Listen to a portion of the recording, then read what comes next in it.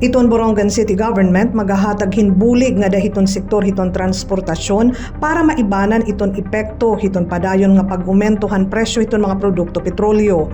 Didahin usa nga press conference nagsiring hi Mayor Jose Ivan Dayan Agda nga nagkamay-ada na hinpauna nga irestoryaan ehekutibo ngan mga konsehal kun uunanhon ini. Siring hiton Mayor, diri cash iton subsidy nga ihahatag kundi mga fuel coupons nga mariredeem hiton mga drivers didto hiton mga gasolinahan dinhi Borongan nga mapartisipar dida hini nga pitad. Ginaad man panira kun pipera iton kantidad hiton gasolina nga maihahatag ngan mahibabaruan ini niyan hiton sunod nga semana. Makikipag-istorya hira hiton mga tag-iyahin mga gasoline station para mahibaruan kun hino iton naruruyag nga pumartisipar dida hiton sugad nga iskema. Hindi naman ka ng CBD cash in a form of fuel talaga. Why? Kasi nag-ihatag bangin hinihingan to hiton di papahilo ran itong city government.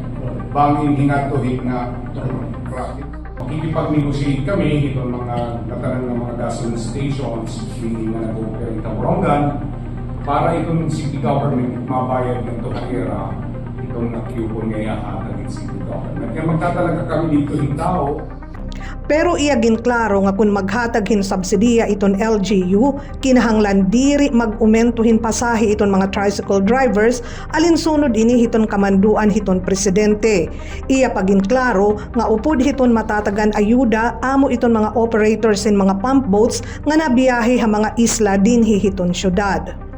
Samtang itong Department of Social Welfare and Development Region 8 maghahatag gihapon hiton kanan gobyerno nasyonal ayuda nga dahiton mga drivers. Sumalakan Mayor Agda nagkaistorya hiyangan hi DSWD Regional Director Grace Subong mahiunong hini nga cash subsidy ha kantidad hin 5,000 pesos para hiton masobra 1,900 nga rehistrado nga tricycle drivers dinhi base hiton talaan hiton TLFRU. Storyahin konsehal Lutia.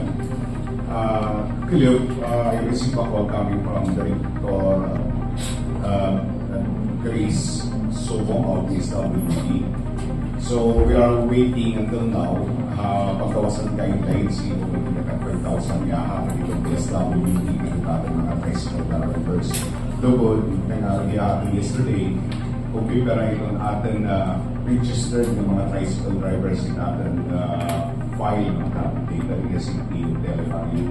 And I replied to her that we have 1,908 tricycle drivers. So, hiling ayuda, anak makaintindi, is in a form of cash. Kung mag-iha ini nga krisis darahiton gyera, iton syudad in magpapatuman hin libre sakay para hiton nga tanan nga mga residente siton Borongan gamit iton mga libre sakay buses. Haros kada adlaw na hataas iton presyo iton mga produkto petrolyo ngan iton paghatag subsidiya in usaanay hiton mga mahihimo nga pitad para maiban-ibanan iton kakurian nga inaabat hiton mga tawo labi na iton aada a sektor hiton transportasyon.